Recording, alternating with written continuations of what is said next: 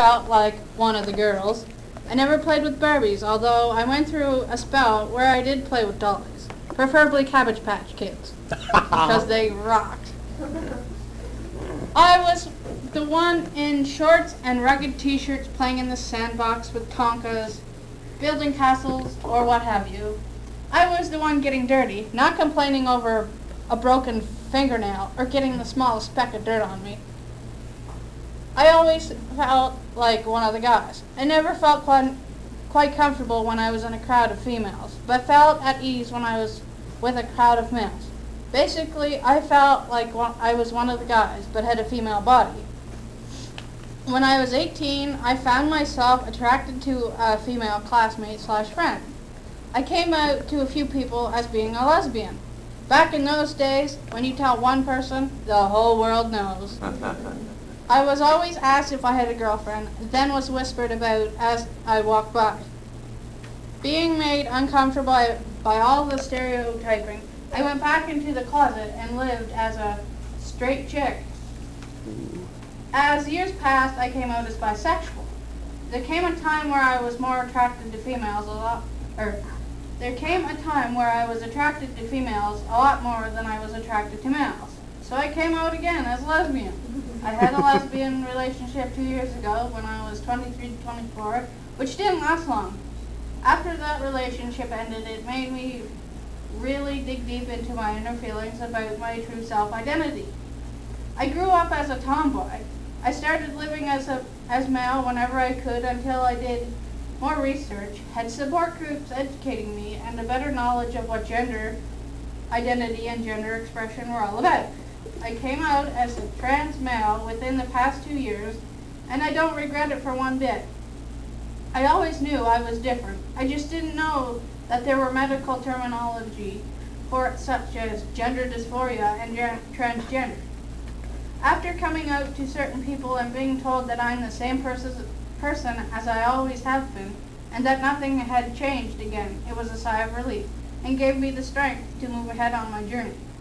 Both times I came out, I felt like a huge boulder was lifted off my shoulders, and that I was finally free from hiding. The more I came out, the more strength I had to keep going and keep fighting for my happiness.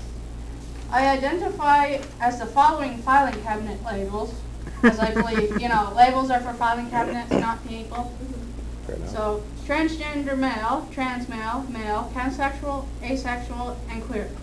My preferred name is Asher. When coming up with my preferred name, I wanted a name that could reflect on my family, so I took the first 3 letters of my yet still legal name, Ashley, and added ER to make the name Asher. Nice. June 23rd, 2014 and July 3rd, 2014 were the best days of my life.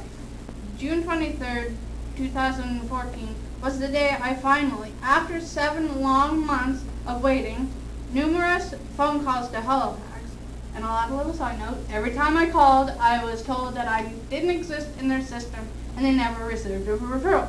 So 3 to 4 referrals later, and a gazillion tears shed, got my prescription for testosterone from the endocrinologist in Halifax. Yay. Yes, yay. All right. July 3rd was the day I began testosterone. I call it my rebirth day. I recently celebrated my 1-month rebirth day on August 3rd. My dream is to make a difference in a youth's life, especially a youth questioning their gender and feel like they have nobody to lean on for support. I would really like to make a difference in an LGBTQ person's life, whether it be a buddy to hang out with when they feel like they're all alone, a friend to talk to when no one else will give them the time of day, or a shoulder to cry on when times get rough. Being an LGBT person myself, I personally know what it is like to feel alone, like I matter to nobody, to feel like a freak in society, wanting someone to talk to and to have that shoulder to cry on. Someday, I hope to become a transgender, inspirational, motivational speaker, just like Jennifer McCreath. You don't want to do that.